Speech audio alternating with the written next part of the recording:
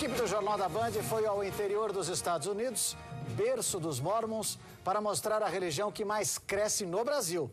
É a primeira de uma série de reportagens especiais de Fábio Panunzio que você acompanha a partir de hoje.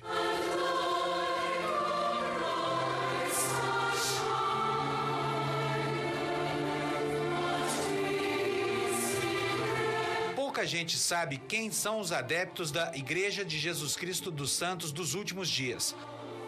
A religião está presente em mais de 180 países. É a que mais cresce no Brasil, onde já é 2 vezes maior do que o candomblé e 10 vezes maior do que o judaísmo. A religião nasceu da visão profética de um adolescente nova-iorquino chamado Joseph Smith no começo do século XIX. A ele teria sido revelado que Jesus Cristo ressuscitou na América do Norte. Para alguém que não acredita que Cristo não saiu ali da Palestina, é só ler no Novo Testamento quando ele disse: tenho outras ovelhas que não são desse aprisco. Se você ler o livro de Mórmon, você vai encontrar a explicação. Estavam aqui nas Américas. A Bíblia dos Mormons é maior do que a dos demais cristãos. Oh God, the Eternal Father. Ela foi acrescida do livro de Mórmon, o que valeu a eles décadas de intolerância e perseguição. Foram sendo empurrados cada vez mais para o oeste americano. Por isso, a história dos Mormons se confunde com a própria conquista do oeste. Em julho de 1847, um grupo de 148 pessoas venceu esses vales das Montanhas Rochosas e chegou até este lugar. No local exato onde está aquele monumento, o líder desse grupo, Brigham Young, pronunciou uma frase: "This is the right place." Este é o local exato. Ele teria tido uma visão e antevisto um futuro de paz e prosperidade para os Mormons. Salt Lake City, que é a capital do estado de Utah, é uma obra Mormon.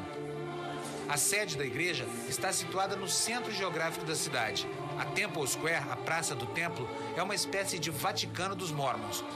Os Mormons acreditam que as famílias são indissolúveis e vão continuar juntas por toda a eternidade. Pelo menos uma noite por semana, pais e filhos se reúnem para cantar, discutir textos bíblicos e orar.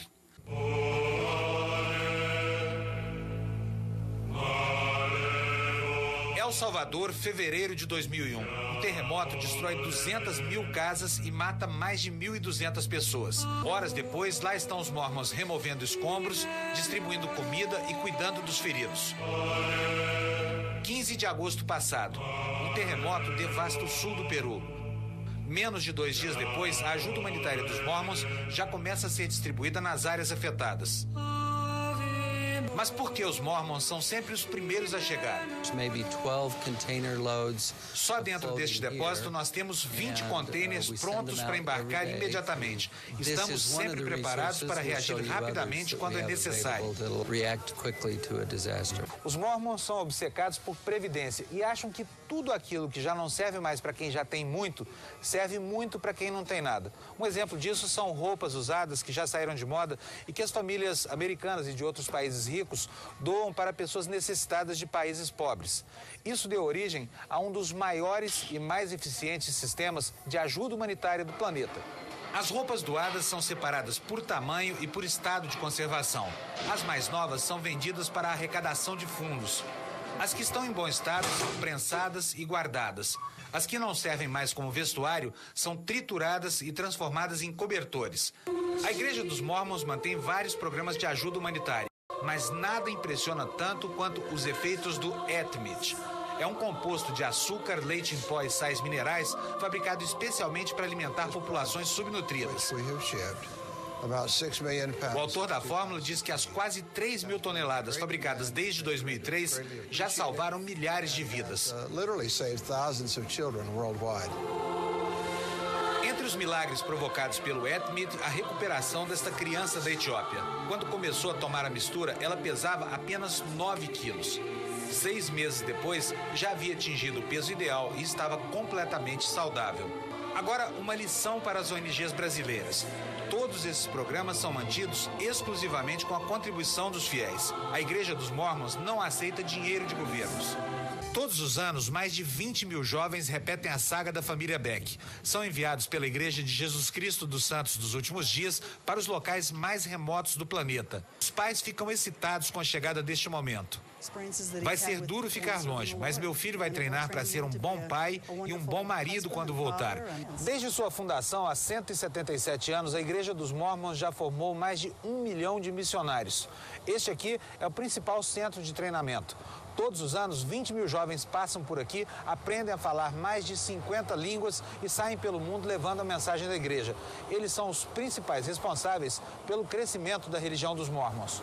Eles passam de 3 a 12 semanas no centro de treinamento. O professor diz que as línguas asiáticas são as mais difíceis. Pergunto qual das línguas latinas é a mais difícil. Eu, pessoalmente, considero o português um pouco mais difícil do que o italiano e o espanhol. É justamente esse desafio que foi imposto a esta classe. Os futuros missionários estão estudando português com sotaque lusitano porque irão para Portugal e Moçambique. A chegar no país não entendem tudo, mas conseguem falar, conseguem andar nas ruas e dizer olá e ter conversas. A julgar pelos resultados, o treinamento dos missionários é um ótimo investimento. No ano passado, os 53 mil missionários provocaram 300 mil conversões. No Brasil, os fiéis da igreja dobraram em 5 anos. Quando retornam das missões de 2 anos no exterior, os Mormons se tornam guardiões dos países onde viveram. 13 milhões de fiéis em todo o planeta frequentam a Igreja de Jesus Cristo dos Santos dos Últimos Dias. Para eles, conhecer a genealogia familiar é quase tão importante quanto o jejum e as orações.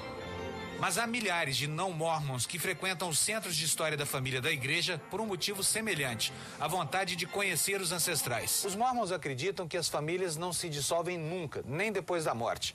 Essa crença deu origem ao maior acervo de informações genealógicas do planeta. Aqui no Centro de História da Família, em Salt Lake City, há 2,5 milhões de microfilmes com informações sobre a genealogia de bilhões de pessoas. Por isso é muito provável que em uma dessas caixinhas haja registros sobre o nascimento, o casamento ou a morte do seu avô ou do seu bisavô. 2.000 pessoas frequentam diariamente a Biblioteca de História da Família para obter cópias das certidões dos antepassados. Para testar a eficiência do serviço, peço a uma das pesquisadoras que localize para mim o nome do meu bisavô paterno. Rapidamente, ela encontra o microfilme. História da minha família. O microfilme é colocado num retroprojetor. No meu caso, tiramos a sorte grande. A caligrafia do notário era boa e há um índice organizado na contracapa. Logo, logo aparece a certidão de nascimento. Por ela, fico sabendo que o meu bisavô se chamava Raffaele, morava na pequena cidade italiana de Colletorto e foi pai do meu avô aos 31 anos de idade. Este é um serviço gratuito e nós abrimos as portas para qualquer um que esteja procurando seus ancestrais. Se você quer começar a pesquisar a genealogia da sua família, o site da Igreja dos Mormons é o melhor caminho. O endereço é www.familysearch.org. Fábio Panunzio, de Salt Lake City, para o Jornal da Band.